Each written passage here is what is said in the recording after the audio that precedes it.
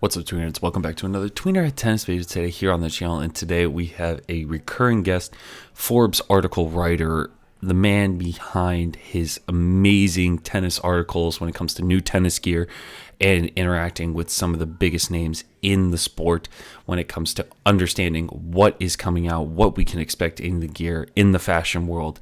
Tim Newcomb. I appreciate Tim for coming on. He has been a friend of the channel for such a long time, and we can't wait to have him back on to talk about the 2024 season and the amount of unbelievable gear that we've had. And we can't wait to see what to come in 2025. But we did a recap today to kind of show you guys what you may or may not have missed this past year. Tim and I discuss a wide range of products from tennis shoes to what we can expect with Carlos Alcaraz and Yonex Center with Nike.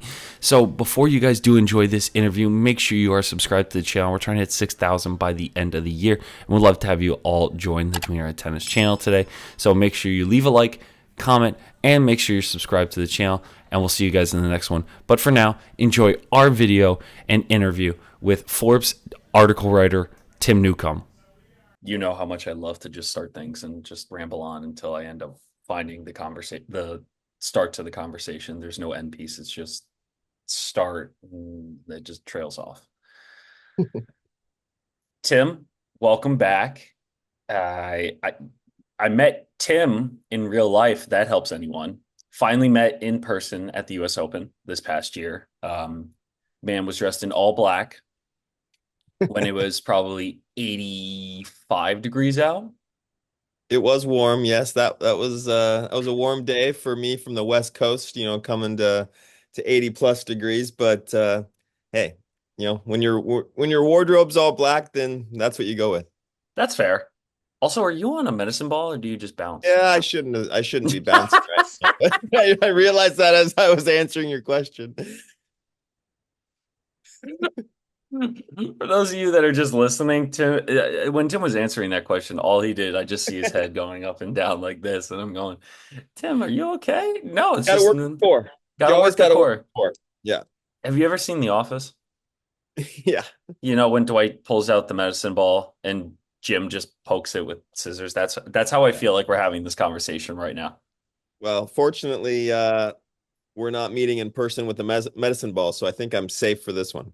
Perfect. Tim, the question I asked you before we started recording is how are you and what's new? And Tim responded fine, and nothing has changed. So we're just gonna get straight into the conversation. Um, Tim, in terms of 2024, the year, in terms of gear and new pieces coming out of clothing, shoes, rackets, gear, what how would you say 2024 was in terms of innovation? In terms of innovation, that's interesting because I think when you look at a year in review type idea, Hmm. sometimes you consider both, what made noise, Hmm. what was actually, important. And sometimes Okay. those are the same things, and Okay. sometimes those are completely different. Hmm. Um, as far as innovation, I think in terms of footwear, Hmm. because I always start with footwear. All my conversations start with footwear, it seems. I don't know that we had like massive innovations in footwear. We saw Asics continue to kind of, in my opinion, dominate a little bit in Really? terms of performance. I Okay. think you've got New Balance, obviously with the Coco CG2 and some of Hmm. their silhouettes. I think to me right now in performance footwear, those are the two you have to look at as leading the pack would be Hmm. Asics and New Balance. Nothing earth-shattering from either of them, but just kind of moving forward for both Hmm. of them, I would say.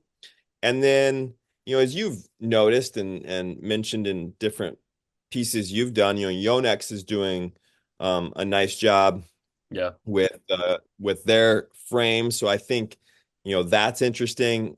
We can always talk about Wilson and Roger because I love talking about Roger. So, you have that whole new franchise that's born. Hmm. So you've got that going on. So I think from an innovation point of view, I'm not sure that there's been anything earth-shattering, but some steady increases, especially in footwear and rackets. I think if we were to start with the shoe piece of it, we like you said, ASICS has kind of been headlining, especially with athletes that are not fully sponsored by one brand. If we take a look at Berrettini with Boss, with ASICS, same thing with Taylor Fritz, on running as well, Novak with ASICS. You have a lot of athletes that are, I don't know if I'm using this term right, but co-sponsored by two major brands for two different pieces of apparel and major ones for that fact. It's not like they're like Lacoste and Nike when they kind of got their shoes when you signed with Lacoste. Now Lacoste has its own shoe. When we look at brands like that, how does it really matter when players kind of get a second sponsor like that? Does that overshadow anything that they do with their main sponsor, like Boss? Like Boss did a collaboration with ASICS to have their own colorway for, I think it was Berrettini, what, last year or the year before? Last year Um, with Berrettini, yeah, the tan and black, that's mhm, the signature colors of Boss, we saw yeah, on the ASICS Gel Res, which was a good shoe. And that's yeah. actually how Taylor Fritz got into wearing ASICS. So Okay. how these deals work are obviously Boss. We'll take the Taylor Fritz deal because that was new in 2024. Yes, huge So actually, but for big news too. That's like Fritz yeah, leaving Nike as one of the top Americans to go for Boss, which Boss has yet only to go to Berrettini. And I don't think any, maybe some of the younger German women players that are wearing Boss, but I don't think I see any top women players wearing Boss yet. no top women players wearing Okay. Boss. But with the Fritz deal, he's done with Nike, so now he has, head to toes open, obviously, Yeah. and Boss doesn't have footwear. So they signed the deal with Boss for the apparel, and that's the deal. That's, and Boss doesn't care at that point what the footwear looks like. Hmm.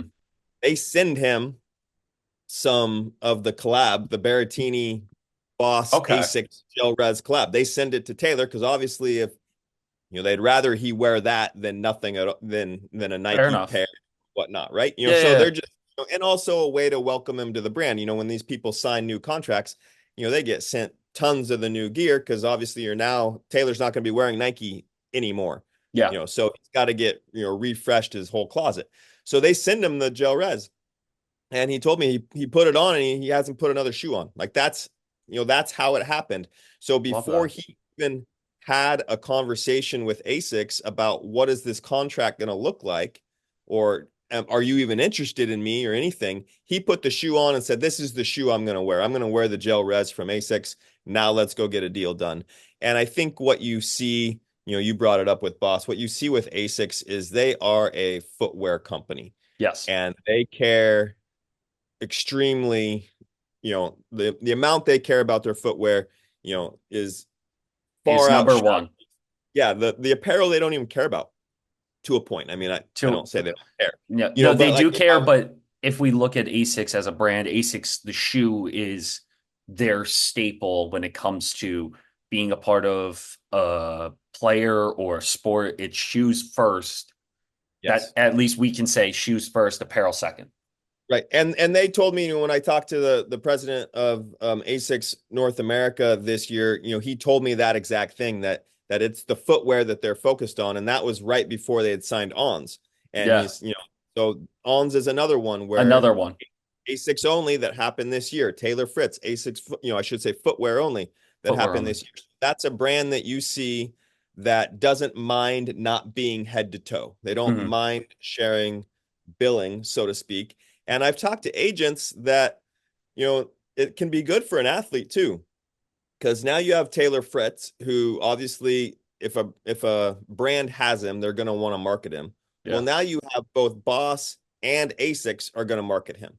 yeah, So that's good for Taylor Fritz, the brand, to yes, be marketed by both. Now, obviously, there's benefits to having just one brand and getting blown up, and there's yeah, benefits to the brand to not share space. but it's obviously worked for Asics with, Berrettini. You mentioned them, Berrettini, Fritz, Ons-Jabeur, and then the biggest one would be Novak Djokovic, obviously. Yes. And when we talk about Novak too, if we were to stay in that line of conversation or that line of train of thought, I should say, Asics is a big sponsor for him, but ever since Lacoste came into the shoe market with when they first did their, what was it, 2019, they released their first real tennis shoe, and then Medvedev kind of got his own branded one. Like Lacoste is now in fully in tennis with shoes, with apparel, even a little bit with gear with their Technofiber relationship. So Well, not relationship, ownership. ownership, exactly. Thank you. Um, See, this is why I have Tim on. Tim can correct me on all these things. But when it comes to Lacoste like that, is Lacoste kind of kicking themselves at the fact that they didn't get Novak on the shoe, or is the ASIC deal just that big for Novak?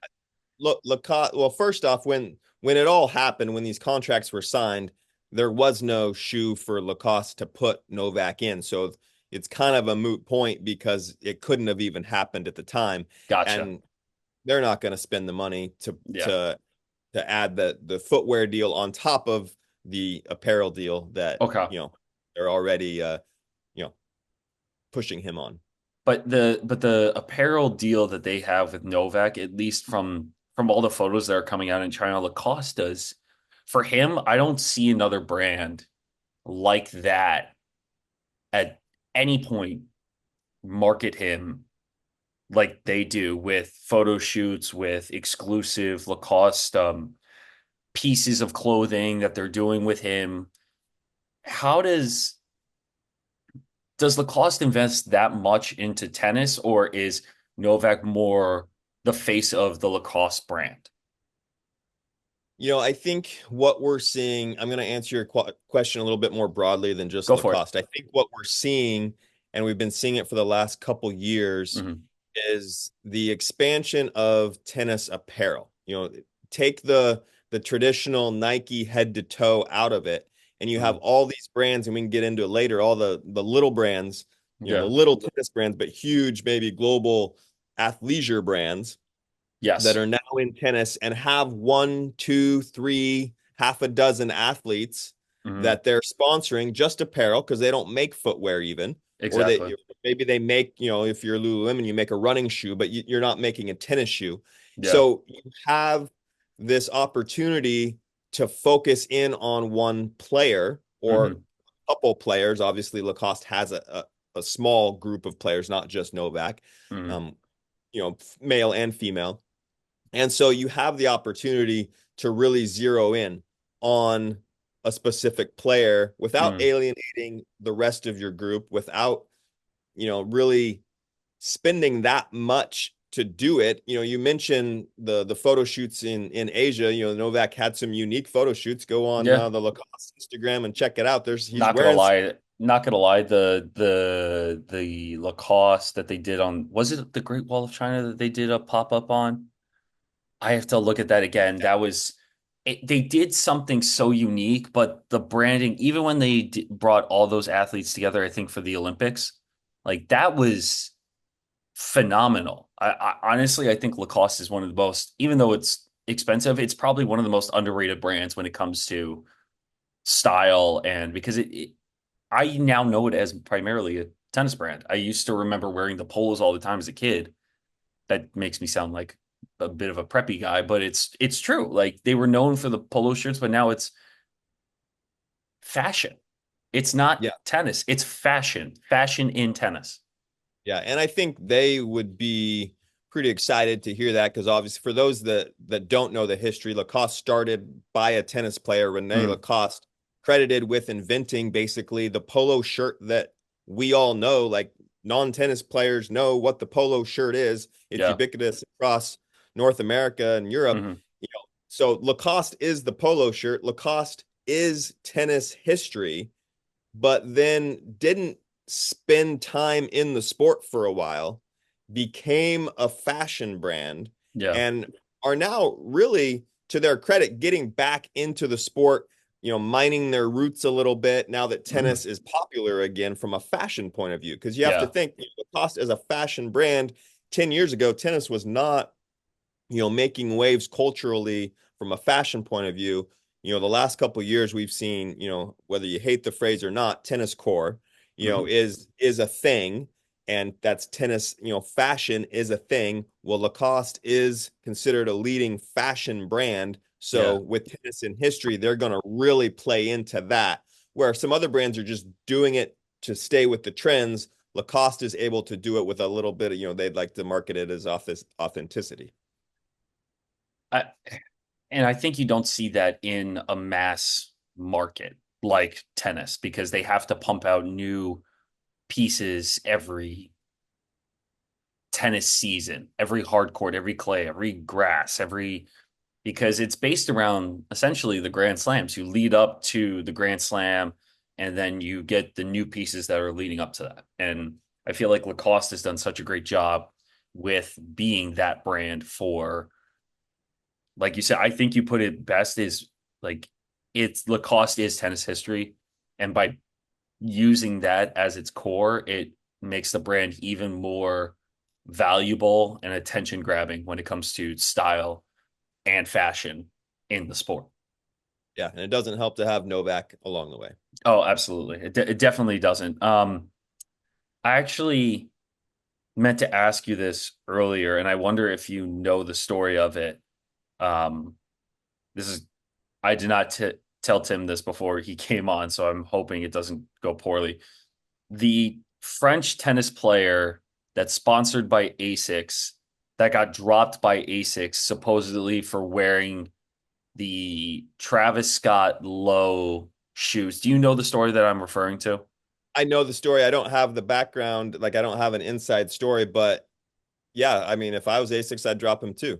So for those that don't know, he was walking out to court wearing or holding like so he was wearing his ASIC shoes, but he was carrying a Not pair even, of Nikes, the yeah, Travis Scott Nikes, for no apparent reason.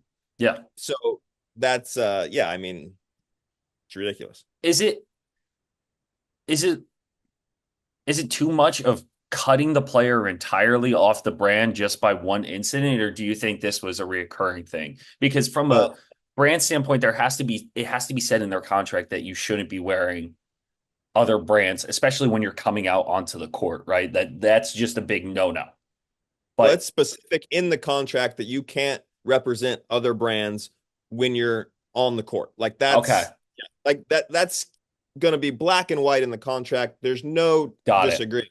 Now, if this is a player, I don't we're not even remembering the guy's name. Let's be clear. That's And we're going to one put it up on the screen, and I'm going to put a little voice note in it for those that are listening of who it was, so but that way that's people one of the know. reasons that you're okay dropping him, right? Because he's obviously not living up to the contract that you had hoped he would live up to because Yes. nobody knows who he is. The only reason people know who he is because he's breaking a promise. Yeah. So it's like, why do you want him representing your brand? And there's some brands that, are are maybe a little bit more big on loyalty than others, and Mhm. most are. I mean, follow the contract or don't be with Yeah. us. Yeah. But ASIC is definitely going to be a loyal, follow the contract type brand. So to do something like that, he's either right at the end of a contract and trying to get Nike's attention, or Okay. he's on the outs anyway. Like, it's Hmm. the kind of thing you know what you're doing when you're doing that. I mean, it's not like Hmm. he's, Yeah. oh my, this is shocking to me. It's an obvious thing. It's an obvious thing, and I like when you put it that way, it makes more sense because if I, especially going back to what we just talked about, Asics is a shoe brand. They like that should be their only thing that you should be paying attention to when you're he wasn't even wearing them. That's that's what's stupid.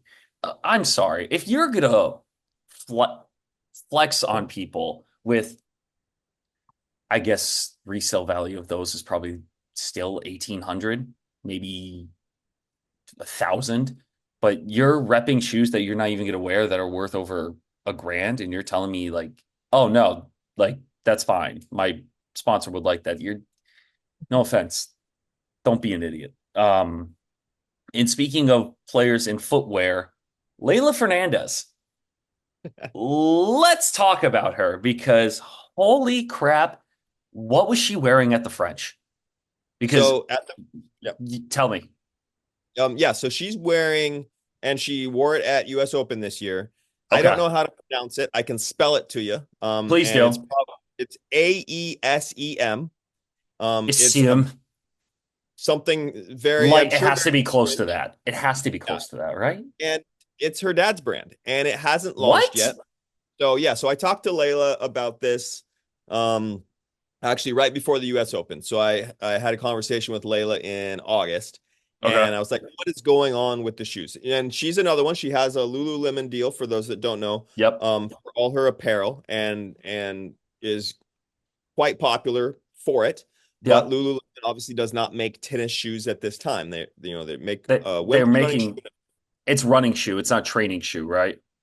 They have a women's running shoe and a women's training shoe. But More like a nothing workout, like a fitness shoe. Not like there's no court. yeah. There's nothing court in the lineup. Obviously, Got it. slides, sandals, and stuff, but there's Yeah. nothing remotely court in the Lululemon lineup. Got it. And so she has freedom to Okay. wear what shoe she wants. She never did sign a shoe contract. When she signed her Lululemon apparel contract, she never did sign a footwear deal. She wore On for a while. A very She long wore time. Asics for a while. And then over a year Puma. ago now, so in 2023 at the US Open, after she'd been eliminated in the singles, she was still going in the doubles. She wore the Brianna Stewart Stewie signature basketball shoe Loved it. from Puma Yeah. and made waves. And that was a fun one. And so I've been watching, since then. She has gone back between, so already this year, she has worn 4 different brands in match play. She's worn On, she's gone Yep. back and forth with On, she's gone back and forth with Asics, who she was with before Lululemon, we should Yep. mention. And then she has donned some Pumas again, the Hmm. Brianna Stewart shoe, which is obviously a court shoe, but not a tennis shoe. And then at the French, she wore her dad's brand, obviously probably not ready for a grass court shoe from a brand that hasn't even launched yet. But then come US Open, she went back to, she had a hard court version of that for the whole tournament. So so since you talked to her, have you talked to her dad yet about the shoe? No, I haven't talked to her dad yet. I don't know when they plan to launch. If you go, they do have a website that's, you can put in your email and get in, the Mm, when they launch it or whatever. But it's got, it's there. It'll launch at some point. Obviously, Layla will be the face of that hmm. brand. I have not gotten a pair. I haven't worn them. I don't know what they're like. And I don't know the relationship between her and her dad. As far as if she wants to be wearing them or loves them, or I don't know any of that. Well, here's a question. The first thing I thought about when you said it's her dad's brand is Big Baller Brand by LeVar Ball. Like that's what your dad's making a shoe, you're wearing them, but no one else has them. When wouldn't you want to test these out first in during the off season or at the beginning of the year, or was this kind of just in the works and just decided to throw it out there There's a mid-season? there's a good chance that these have been tested for quite some time because, like we Okay. said, all through 2023, she was switching between On and Asics, Yeah. and so she's obviously comfortable. Some people they don't want to switch shoes ever. Yeah. It's somewhat rare to find a player switch a shoe, even within a brand, switch a shoe silhouette Yeah. ever, let alone in a season. Layla's wearing different shoes, different brands during the same tournament. So, for whatever reason, it doesn't bother her to switch shoes. So I would say there's a good chance she's been testing this with her dad for quite some time. Okay. And so it was comfortable wearing. And then, for her sake, she's able to then, match the kit a little bit. The French Open The all Lululemon, red. It looked how good. it matched with the shoes, and then same thing with US Open because obviously she knows what she's wearing. Lululemon coming down, so then they can prototype that into the shoe as well. So I don't think it's some like sudden thing where all of a sudden she's just wearing them, but yeah, it'll be interesting to see what happens as far as what her dad tries to do with the brand moving forward, or if this is just a fun project that that he's working on. I can't imagine that's the case, It but can't really be a fun project if you're making your daughter, who's a professional tennis player, a US Open finalist, wear the shoes mid-season. No, like we had, I sent, I think you reached out to me to ask me about these shoes, right? During the French. I saw them and I We had no figured out idea. and I couldn't figure out what they were and I could read them and I was searching. So I emailed a bunch of different people, you included, just being like, hey, have you heard, have you seen these before, whatever. Never. And then finally Layla's agent got back to me a little Yeah. bit later than I was wanting, but he got back to me and was like, yeah, this is what's going on. So But it was took a little that, time, but they're that, not wanting to, they're not wanting people to know necessarily yet, right? It's not, okay. It's not a you public, like they're not can't go ready to buy them. launch. Yeah, exactly. So They're they're not gonna ready want to to wait. launch. They're gonna want to wait until they're have them at retail before they really make any sort of splash with them. She should have been, honestly, and I don't, this is not against her dad or anything. She should have just signed a deal with Puma. Can you imagine if she was wearing basketball shoes on hard courts? Like that would be incredible. Like I think that would be so cool for the sport. We talk about the cultures of different sports colliding, and we talk about Tiafo now like building his brand with bigger athletes in the NBA and the NFL. You're telling me you couldn't do this for the WNBA? Like her wearing especially the ones that she's coming out with. I'm a bit of a shoe nerd in Harry Potter world going into this conversation because Brianna Stewart's coming out with that Slytherin pair of Stewie two. Is it Stewie twos? It's either the twos unless the threes are out now.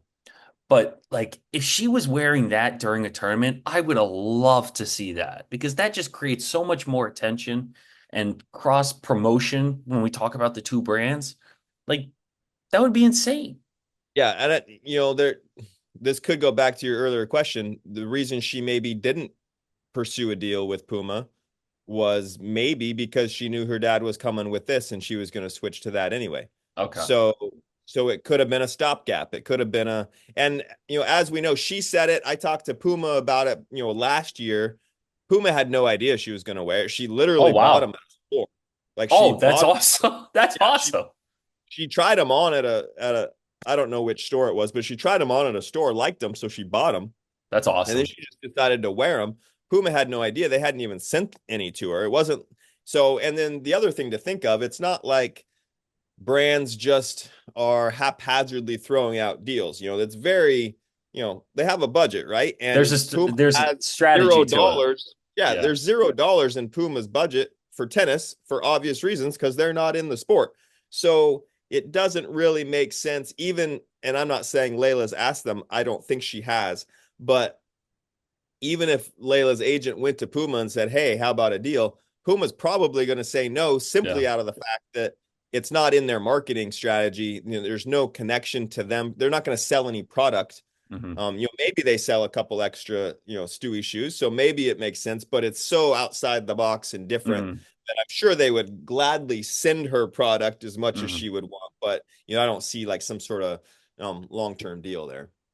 And if we were to transition, and I like that because we also have to remember that this is all a business, and we talked about this like many times. I think the end of the year, beginning, yeah, the end of the year recap we did last year, we talked about the strategy you have to do to create a player exclusive shoe, or creating a new line for a new player or for a new sport. It takes months or years in advance to just create the line and match it up to the athlete that they're basing it off of. So you're right with Puma. I just wish that's like a pipe dream to get the Yeah. culture together. And if we talk about putting cultures together, if we talk about the Roger Federer RF1, which we haven't even released our own at the time of recording, haven't released our own review yet, but we will soon. So make sure you're subscribed for that or following the channel. Self plug there, Tim. Um, what did you think of it? Oh, yes. So just I've got the RF 01 here, right here. This is the main version. There's the light and the pro. Basically Hmm. weights are the main differences there. Hmm. It's a 98 square inch head for those Hmm. that don't know. It has the It, RF the detailing, branding's insane. The branding's the so two nice. the two lines, for the twins and Is it everything. really? That's what he says. That's what he told me. So yeah, so That's it's sick. slick. It's black here, and then it fades to a lighter, kind of a grayish. It's a Um, grayish, here. reflective Yeah, and look. he told me he likes the fade because of you know makes the shot look pretty. He thinks the That's kind of tennis swing cool. is so pretty that he wants to kind of highlight it with the strokes. So yeah, I enjoy it. I like hitting with it, and It's a cool no, I racket. can't play like Roger, but I mean, that's the whole thing with anytime you put branding on something, right? Yeah. Yeah, I'm not going to play like Roger, obviously, but it's fun to be a part of something. If you're a big fan of Federer, now you get to have, you know, a racket that you can actually play with Yeah. that, he had a hand in. I don't want to, obviously, we don't want to pretend like the pro staff never existed and that, there weren't RF signature pro staffs because there were, but those are rackets. I don't know if at my level, and I'm fine admitting this, at my level, I could not, properly play with the RF signature pro staff, with my level. So it's kind of fun to have something that's a little bit unique Oh and a yeah. little bit to have in the mix. I the- I'm not going to give too much away. I will just talk about the branding of it. The branding of it is fantastic. It's the most Federer-esque thing that they could have done, and they did it. I think it's spot on with who he is, the Laver Cup, the way it looks. It just looks pretty from a When cosmetic standpoint. when I talked to him in New York in August, I think it was when I sat down with Roger, you know, Lucky, that was by the one of way. the It's just throwing that out there. Tim just gets to interview Roger Federer about his latest brand. Like, cool. I'm so jealous. yeah, it's fun. It's fun. It's perks of the job. He's a pleasant guy. He's probably the nicest, kindest athlete that you can interview. So that's fun in itself. But yeah, I think what makes it fun, you mentioned the Labor Cup, and he had mentioned to me that they hope to do kind of some drops, in a way Yeah. of rackets. Now, obviously, you can often get a pair of shoes for in the $100 range. Rackets, you're 250 plus on this stuff, so it's not for everybody. And Wilson gets that, but there's Labor Cup edition RF ones. Yeah. So we already saw it, 2 months or a month, I guess, after the initial launch of Yeah. the three versions of the RF. Then there's the iteration for Laver Cup, which is obviously his event. So, it Yes. makes sense. But, then it goes to the next thing of, well, when are we going to see other ones? Because already there's not a lot of brands doing special edition rackets that are kind of just fun, almost a collector's item, obviously for people that are willing to spend the money. Wilson, though, does it, with sponsoring Roland Garros and US Open each year. They do a few different rackets, whether it's a Clash or a Blade or whatnot, shift, in the tournament colorway design that's And it's specific for that year. So now we already have that with Roland Garros coming next. I'm eager to see, are we going to see a Roger Federer 01 Roland Garros edition next to the Clash and the Shift and the Blade? Or, are there other events we're going to see it with? I think there's two things that I would comment to that is one, the we have to remember too, this is not the first time Wilson has done the specific colorway for Laver Cup. They did it originally. I believe the first one was red, the second one was blue. And I remember when it first came out, someone leaked a photo, and I'm gonna admit this right now. Someone leaked the photo, sent it to me, and I posted it, and then Wilson told me to take it down on Instagram because they didn't want it being publicized before they did, which was again wild to me. Um, but I still thought it was cool. Then the blue one happened, and now this one, it's in line with Roger's brand with the exclusivity of it all. And when we talk about the other tournaments, yeah, it would be great to see them do for a Roland Garros one, but yeah, he won it, but then it's, are they too focused on Roger rather than Rafa? Because that's kind of like, do they stick to Well, so what we're favorites in that effect? no, so what we're talking about here is different tournaments have an official racket. Yeah. So the official racket of Roland Garros is Wilson. So Yes. the only company that can put the Roland Garros logo on a racket and Is sell it. Wilson. So Rafa's not in the equation. It's not Roland Garros saying that we're supporting Roger. It's not, Babolat, not doing a Roger Rafa. It's Wilson has it all goes back to the business side. Yeah, it does. Wilson has the contract with Roland Garros and US Open.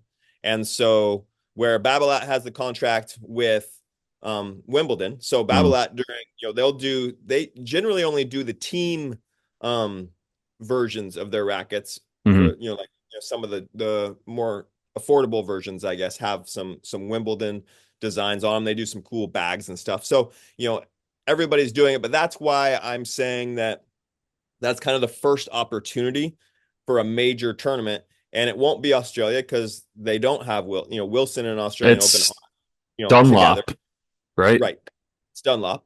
So, you'll see the opportunity come at Roland Garros where we've already seen Wilson do Roland Garros themed Branding. multiple class shift blade the last few years or whatever. So I'm curious to see if the Federer racket, gets added to that mix or if it doesn't. It seems flipped. The reaction I just had, it's like Babolat should be Roland Garros, a French again.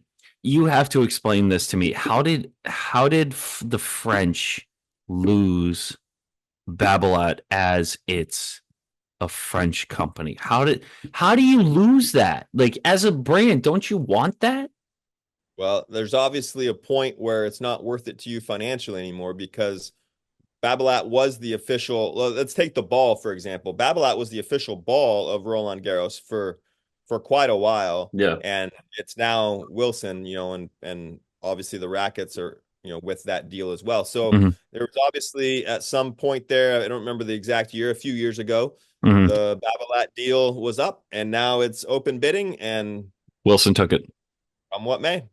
And if we were to talk about, we know Rogers kind of got it in his own branded racket, his own specifically designed to play like Roger racket. If we look at recently with the news of Rafael Nadal retiring, will we see something similar happen to Babolat the way it happened for Roger? Will we see that Rafael Nadal racket kind of the same way branded for Roger? Well, they already have it. So that came out. That was what early in 2024. The Pink, Pure Era Origin. The pink blue one. So that's his. That's his specs. Okay. Obviously, they don't say it's his exact specs because he's known for tweaking so many things. A little bit here and there depending on where he's playing and whatnot. But it's pretty much the weight and a lot of that stuff is similar. Obviously, it's not going to be exact, and all the real racket nerds out there, I get it. It's not exact, but it's close. It's as close as you're going to get from a retail product, I guess is the best way to put it. But they already have that out there, and they'll just continue to market that. So we'll see what they do.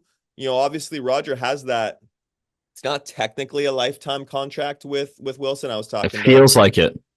Well, I was talking to Roger's agent. Like, what's the terminology? And it's like it's a incredibly long-term contract that is basically a lifetime contract without, having no end at all. And so, it'll be interesting to see, how interested is Rafa in being part of this process moving forward? How interested is Babolat in, it takes money, right? Obviously creating an entire Roger Federer collection and working with Roger, it takes lots of money to create that and then market that and produce it, sell it and all that. And obviously the whole goal, everybody knows, supply and demand, and hopefully they make their money back. That's the goal. but you also have a huge cost up front to commit to that. Yeah. So that's different companies have different appetites for whether that's worth it or not. So whether or not we see the Rafa collection grow is going to be, a little bit of, does Babolat think that's a business proposition worth going for? And is Rafa somebody that wants to be involved in making it happen? We already have the one racket, so that might be good enough. It would just be changed cosmetically, essentially, from that point for hip, right? Yeah, and we'll you can expect to see that change cosmetically, as seasons go on anyway, just to keep it fresh and new. I Yeah, you have to, because you have to just adapt to the times and everything with that. Because for you two, if we're looking at adapting to the times, I was actually very curious about this Boast article you just wrote about. Yeah. It's based in my neck of the woods, based in the 203, based in Connecticut. Very interesting terminology they use too to describe their brand. Was it from the 70s? 1973 it was born. It was born, and it was kind of a very unique style of collar and shirt, and people knew it. Like, you look at it, you knew what brand it was. It was very recognizable. But that brand to me is similar to how other brands are trying to revive themselves now in tennis, I would say. And what brands besides Boast have the best potential of making it back into the tennis world? Yeah, so that's a tough question because my answer was gonna be Boast, and you just Okay. answered Boast. I guess I say that because if you ever try their product, it Hmm. is premium. There are a lot of people will say, the product is premium, da da da. But if you put on something from them, it does feel different and it is premium. But at the same time, there's a lot of people trying to do that, right? I mean, Hmm. so I don't know. Yeah, I hate to punt the question, but Yeah. there's a list of brands that I'm interested in watching, but as far as the specific, kind of rebirth idea, I Yeah. don't know that there's a lot that are gonna be able to do the rebirth thing, or even a lot Okay. trying to do the rebirth thing. You have, Gotcha. I think right now you're seeing, like we talked about at the top, you're Hmm. seeing a lot of brands that are welcoming, we talk about, Boss, right? You're seeing a lot of brands welcoming the sport right now Hmm. because it's so hot. Let's bring up Lululemon again with Layla. Yeah. In New York during the US Open, their main Fifth Avenue store just went tennis, Love that. Fifth Avenue, Absolutely love that. US Open. And they, for the first time, they'd made tennis gear. Like, you could buy gear to wear playing tennis, male or female, for years. But for the first time, they came out with like a lifestyle collection of tennis. I think they called it the Love that. Lulu Tennis Club. You had Love crew that. necks, Oh, that's hoodies, right. Yeah. Yeah. long sleeve t-shirts. They sold out of some of the stuff. They used Leila Fernandez to promote it. So you're seeing a lot of brands do that kind of thing where it's a brand you've definitely heard of. It's definitely big, and they're welcoming tennis. And then you have Boast, trying to do the rebirth. And then you have things like I always mispronounce it, Sigrun. Yeah, I was about to say they have been a company that's been on my radar for the past couple years. I still wear their hoodie, I still wear their shirt. They have some great stuff, and now they recently did a campaign with college tennis players, the Katzen brothers, one playing at Tennessee, one played at Columbia. So it's good to see kind of that base brand do well, and they're that premium kind of feel They're too. that premium, but they're the new. So to me, they're a third category because I think it's 2021 they're started. They're based Mhm. in New York. For those that don't know, they have the serving bagels daily. Is kind Love of, that. to me, that's, I love that. It's Love that shirt. do a t-shirt and I think a hoodie as well with that. Kind of one of their taglines. So to me, that's that third category, that brand new brand that wants to focus on tennis and Hmm. really be that premium example for the consumer. Hmm. And so I guess that was the other brand I wanted to kind of mention, Hmm. as far as those smaller brands that maybe some people don't know about. I think Boast and Sigrun are ones that people should definitely look at. You're going to spend a little bit more Yeah. for a t-shirt or a hoodie or whatever it is, you're going to get something a little bit more unique that does have premium quality to it. Mhm. But that's the trade-off you get. But then you also have, even something like a Reebok, right? That's making your Yeah, I court was about shoes. to say. So it's, I keep going back. Tennis is trendy right now in the fashion space. Mhm. So big brands can pivot money into that to try to capitalize on that. But you're also going to see, I guess you're just going to have to wait and see how long that lasts. I mean, you have, Lululemon's definitely in it now. Mhm. They're going. You have Viore, Yeah. has a couple players now, and they have. I don't know that they're making tennis gear. I mean, their shirt, you can wear their shirt doing whatever, right? It's So it's not not tennis. It's not labeled as tennis specific. It's like an athleisure brand, kind of like Lululemon, but you have players that are wearing it specifically on the court. Marcus Giron won the ATP 250 tournament in Newport, and he's sponsored by Viore. Who else is sponsored by? Eden Silva from Great Britain. There's a bunch of athletes now that are sponsored by it that are kind of so getting they're into that they're space.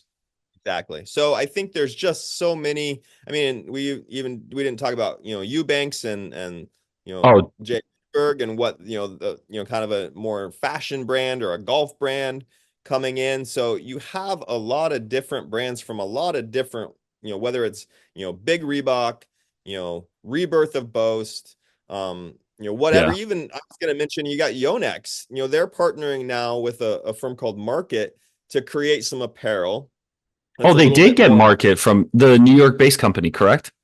correct. So that initial launch was US Open. They had some gear at their Hmm. pop-up, in New Yeah. York for that. They're going to be doing some more stuff with them moving forward. So you even have that classic tennis brand, and then I'm going to go back to Wilson. They have that whole sports style Their Wilson stuff line is so nice. that it's premium. You're paying the premium price, but it is a premium product, which most people probably We'll already didn't pay if it's associate with it.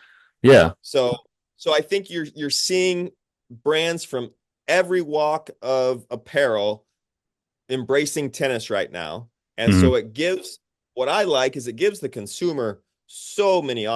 options.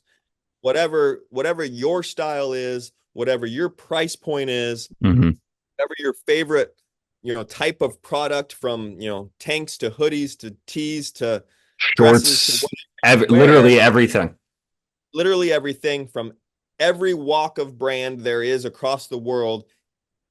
There's somebody embracing tennis in your little niche of fashion, Hmm. and I think that's only good for the consumer.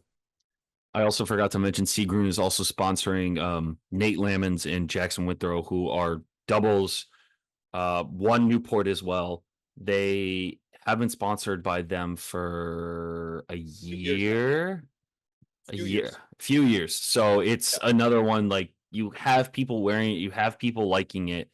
So it's great to see. And I think you've already touched on this, but we're going to throw it out there anyways. If you were to tell us the 5 brands you expect great things or you want to see more of in 2025, what are the top 5 brands that you would pick? That I want to see more of. Yeah. That's a good question. I want to see, I I'll You have get to so many answering it. options. And but I kind of want to narrow it down. What do you want to? Because I think there's two worlds that we should talk about. Is one Okay. is on the professional courts, right? Okay. Like, for example, doesn't have professional athletes right now. They'll get there if Yeah. if things go well for them. That's down the road. Sigrun has the two that you just mentioned, the doubles players.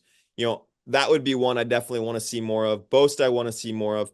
I also want to see more of Wilson. What they're doing with Marta Yeah. with dress and new performance gear and stuff. So I want to see more of Wilson, but at the same time I want to see more of Nike if they're going to invest in it. We didn't talk about the Alcaraz Wimbledon Player Edition shoe. So if they're going to do that kind Oh, of there's stuff, so I much want to stuff. see more of Yeah. Nike as well. So now I'm at 4 already, and I haven't even touched on Asics, which I think I said at the top makes one of the best performance footwear. And then we haven't even talked at all about, the Coco CG2. And, the only brand super investing in signature shoes for tennis. You talked about basketball crossover, signature shoes and for a female athlete. So I want to see more New Balance too. I'm at 6 and I could keep going. I like it. That's just some. Like, it's not even the tip of the iceberg because you even mentioned Nike. Like, we haven't even talked about big brands yet, and we could do this forever. And I think the last thing I want to talk to you about is and again, thank you, Tim, for coming on the channel and talking to us about all this. It's so much fun talking to you and nerding out about all these pieces of clothing, these shoes, this pieces of gear. Make sure to check them out in the description below for Forbes articles and Felton Alley Instagram. I did say it correctly that time, correct? Felt Alley Tennis is what Felt Alley Tennis. Thank you. Felt Alley. One of these days I will get it right. Nike, the Sinner shirt that Sinner wore after he beat Novak, the Shanghai edition Nike shirt, is another thing we haven't talked about with him, with recent controversy, but also with Alcaraz getting his PE shoe, with him getting like a custom pair of Dunks a while ago when he won the French Open, him getting that player edition that is retailing more now for, I think it's 180 now for the player edition Nike Vapor. I could be wrong about that, but that sounds about right to me. And Sinner still going with the Vapors. What is it? The Vapor 4, but getting the new colorways for each one, which is wild to me. That they're still doing that. And he's getting like his own logo. He already has his own logo that's on Nike, but now it's customizable with Nike. So people are talking about that. Is next year going to be the year that Nike's going to announce all these player editions or signatures for Alcaraz, for Sinner, any women that I'm thinking, even for Sabalenka? Are we going to start seeing those logos again like we did for Roger, Rafa, and Serena? I hope so. Okay. I can't say with certainty, but we have to, with the amount of money that they've spent to re-sign Carlos and Yonex. Mm-hmm. They have to recoup that in some way. Mm-hmm. And part of that, it is, we've talked a lot about how expensive it is to make a signature shoe. Especially golf. Incredible. Yeah. And we may see one for Alcaraz, and I hope we do. But one thing that's not that expensive is to slap a logo on a shoe. Yes. And so, we saw it, the player edition for Alcaraz, at Wimbledon, was a great start. So that to me already was the right direction. This is where we're going. It takes time. Everybody just thinks, so why don't we do it? The Coco shoe, this is an 18 to 24 month process. Yeah. Obviously it's New Balance, not Nike, but it's the same thing. They've got new teams at Nike. There's lots of stuff going on at Nike that's, bigger than, obviously there's lots of sports bigger than tennis at Nike, but there's also lots of things behind the scenes going on that's bigger than the sports, just from a business point of view. So there's probably a lot of moving parts there. Well, there are a lot of moving parts. It's a huge corporation now. Yeah. So things don't happen quickly as they do at some of the smaller brands. So will we see something? I would be shocked if we don't. I don't know if that'll end up being the full signature in 2025, but we'll definitely start seeing player editions and more from that. We already seen, Sabalenka with her, her kits are unique to her. We've seen the shoe work with Alcaraz and Sinner, and then some of the, the t-shirts and kits and different things. So it's already started. It's only going to grow, I would think. I totally agree, and that's a perfect bow on our conversation today, Tim. I really do appreciate you coming on and joining us. It's always fun talking to you. And if you guys like what you hear, make sure to follow us. Make sure to follow Tim. Felt Alley Tennis on Instagram. Our latest collaboration post was one of the biggest ones we've ever had, just from Babolat. And I even surprised Tim by how well that did. Thank you, Tim. I really do appreciate it. Where else can people check you out? Twitter or whatever we call it now, TD Newcomb. You're gonna get tennis stuff. You're also gonna get some stadium stuff, and then the Felt Alley Tennis on Instagram. Those are the two places on social that you'll get some tennis stuff from me. I love it. Thank you again for joining us. I really do appreciate it. Enjoy it. Love talking tennis gear. Perfect. Thanks, guys.